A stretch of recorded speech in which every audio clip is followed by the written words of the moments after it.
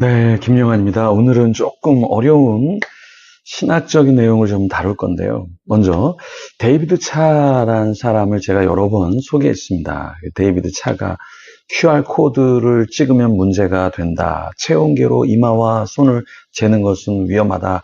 뭐 이런저런 이야기를 했습니다. 이 데이비드 차, 신사도 운동을 하는 사람들, 극단적인 시한부 종말론자들이 이런 이야기를 많이 하는데요. 인터콥의 채바울 대표도 이런 이야기를 좀 했습니다. 종말론 사상에 대해서 이야기를 했는데요. 세대주의적인 종말론을 이야기했다. 제가 여러 차례 이야기를 했습니다. 여러분 이런 이야기를 좀 들어보신 적이 있나요? 시대적 징조가 없이 급작스럽게 재림이 이루어집니다. 이때 구약 성도들을 제외한 모든 참 신자의 부활과 더불어 생존한 신자들의 변화와 휴거가 이루어집니다. 이들은 하늘에서 7년 동안 그리스도의 심판석에서 신부단장에 참여하며 다니엘서 예언에 나타난 70주의 마지막 70번째 주에 대한 예언의 성취를 이루게 됩니다. 교회가 하늘에 머무르는 7년 동안 지상에는 대환란이 찾아옵니다. 이런 이야기가 쭉 있는데 이게 바로 세대주의적인 종말론이 말하는 신학적인 내용입니다. 세대주의적 종말론은 뭐냐면 쉽게 이야기하면 마지막 때에 환란이 있기 전에 공중으로 휴거되어서 거기서 마지막에 시간을 보낸다라는 거예요. 데이비드 차가 썼던 마지막 신호, 그리고 인터콥 대표, 채바울 대표의 세계 영적 도에도 전형적으로 이런 세대주의적인 내용이, 그래서 오늘 이 내용을 조금 우리가 정리를 할 텐데요. 천년 왕국을 어떻게 해석하냐에 따라서 이런 해석이 되느냐 마느냐 이렇게 나오게 되는데요. 천년 왕국, 천년 동안 이 다스린다라는 이 해석은 크게 세 가지로 나누어서 볼 수 있습니다. 첫 번째는 전천년 왕국설이라고 이야기하고요. 두 번째는 후천년 왕국설이라고 얘기하고요. 무천년 왕국설이라고 세 번째로 얘기합니다. 이게 무슨 말이냐면 조금 어려울 수 있는데요. 먼저 전천년 왕국설은 예수님의 재림이 천년 왕국 전에 온다라는 거예요. 그러니까 천년 왕국, 그러니까 천년이 있기 전에 주님께서 오신다. 이게 전천년 왕국설이다. 이렇게 보시면 됩니다. 그럼 후천년 왕국설이라는 것은 예수님의 재림이 천년 왕국 뒤에 온다. 그러니까 천년 왕국이 있은 뒤에 예수님이 재림하신다라는 말이에요.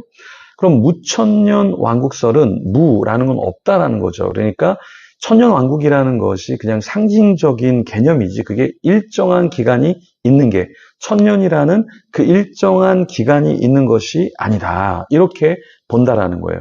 그러니까 무천년 왕국설은 그리스도의 초림에서 재림 사이에 존재하는 교회 시대를 상징적으로 이야기한다. 이렇게 말한다라는 것입니다. 전천년 왕국설은 3세기 동안 초대교회 저스틴 이레니우스 교부들을 통해서 정통교리로 받아들여졌습니다.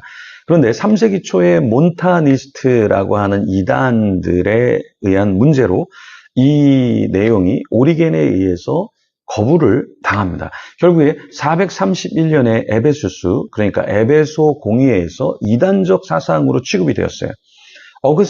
아우구스티누스라고 하는 이 교부가 강조한 무천년 왕국설이 그래서 정통 사상으로 교회에 수용이 되어졌습니다. 종교개혁자들 역시 전천년 왕국을 수용하지 않았어요.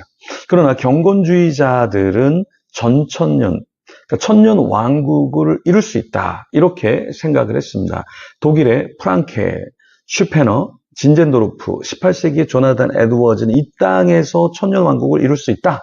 이렇게 후천년 왕국설을 주장했습니다. 그러니까 천년 왕국을 이 땅에서 이룰 수 있다라는 주장이 후천년 왕국설인데요. 그런 거를 이제 18세기 조나단 에드워즈라든가 프랑케, 슈페너, 진젠도르프 이런 사람들이 주장을 했다라는 것입니다. 자, 조금 내용이 어려울 수 있는데요.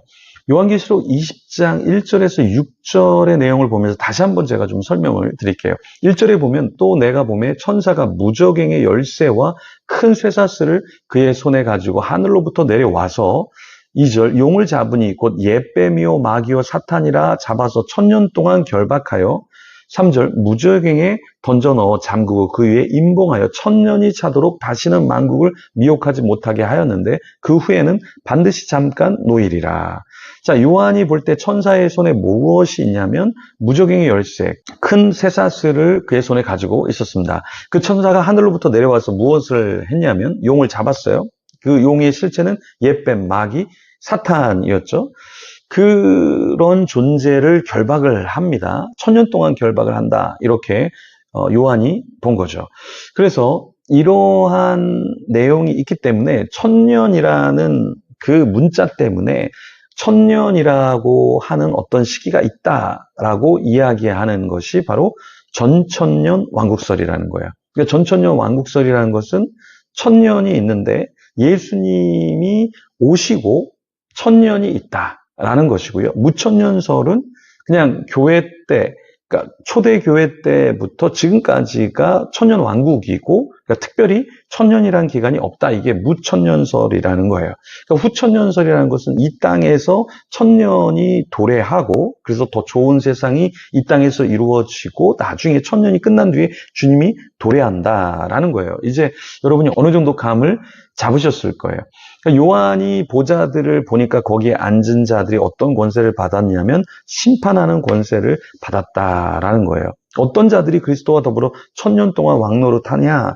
4절에 보면 예수님을 증언하고 하나님의 말씀으로 목배임을 당한 자들의 영혼들, 짐승과 그의 우상에 경배하지 아니하고 이마와 손에 그 짐승의 표를 받지 아니한 자들이 살아서 1000년 동안 왕노릇한다. 이렇게 말하고 있습니다. 그러니까 이런 내용을 가지고서 베리칩, 바코드, 이게 짐승의 표가 아닌가 이렇게 이야기하는 사람들, 세대주의자나 신사도, 또 시한부 종말론자들은 어떠한 현상을 보고 야 이게 짐승의 표야, 이게 마지막 때야 이렇게 얘기하지만 속아서는 안 된다. 제가 지난번에도 말씀드렸지만 마지막 때의 짐승의 표는 우상숭배랑 관련이 있다. 우상숭배와 어떠한 경제, 매매를 할 수 있는 표, 그게 짐승의 표다라는 것이죠. 그래서 이런 개념을 잡지 않으면 그리스도가 여기 왔다 그러면 그리스도인가? 이게 짐승의 표야. 그럼 이게 짐승의 표야. 이렇게 우리가 착각하고 미혹당할 수 있다라는 것입니다. 그러면 이 천년 왕국을 우리가 어떻게 봐야 되는가? 우리 개혁주의에서는 두 가지를 받아들입니다. 세대주의적인 전천년설은 받아들이지 않는데 세대주의는 핍박이 전혀 우리에게 올 수 없다. 우리가 휴거된다. 이게 세대주의적인 전천년설이에요. 그래서 이것을 받아들이면 안 되고요. 그럼 우리는 무엇을 따르느냐라고 했을 때 두 가지를 따른다. 하나는 무천년설. 그러니까 특별히 천년이 없을 수 있다. 그러니까 교회, 초대교회 이후로 지금까지 그냥 천년 왕국으로 우리가 살아갈 수 있다라는 게 하나의 개혁주의적인 입장이고요. 또 하나는 뭐냐. 천년이란, 주님이 오신 뒤에 천년이라는 어떤 기간이 있어서 상징적인 기간이 될 수도 있고 어떤 기간이 있어서 거기서 우리가 왕노릇한다라는 그 개념, 그 천년설을 우리가 받아들일 수 있다라는 겁니다. 그러니까 이런 전천년설은 우리가 역사주의적인 전천년설이라 그래요. 그러니까 역사주의적인 전천년설은 세대주의랑은 조금 다릅니다. 그래서 여러분들이 전천년설, 역사적인 전천년설, 이것을 따르시면 되는데요. 천년 왕국에 있어서 우리가 따르지 않아야 될 딸 하나는 무엇인가? 세대주의적인 전천년설. 이것은 굉장히 말세를 준비하지 않고 그냥 흥청망청 살아도 주님이 우리를 다 데려가시니까, 휴거해 주시니까 막 살아도 된다라는 어떤 그런 신앙으로 빠질 수가 있고, 우리는 말세를 준비하는, 기대하는, 또 고대하는, 그리고 주님이 오실 것을 바라보는 성도로서 역사적인 전천년설이나 무천년설, 이 두 가지를 따른다라는 것입니다. 좀 내용이 어려울 수 있지만 어떤 것을 따르지 않아야 되는가, 그것만 파악하시고 다시 오실 주님을 내가 준비하고 맞이해야겠다. 이렇게 우리의 신앙을 바로 세워서 가시면 되겠습니다. 우리가 마지막 때가 없는 게 아니라 마지막 때가 있습니다. 그래서 우리는 그런 때를 준비하는 오늘 하루를 보내야 할 겁니다. 그래서 그런 신앙을 준비하는 저와 여러분이 되기를 소망하면서요, 이 시간 기도하며 주님 앞에 나가겠습니다. 말세에 이길 수 있는 힘, 그 성경의 어떠한 말씀을 또 은혜를 저에게 주시옵소서. 그리고 우리 가족에게 또 교회 식구들에게 주시옵소서. 기도하는 여러분과 제가 되기를 소망합니다. 같이 기도하겠습니다.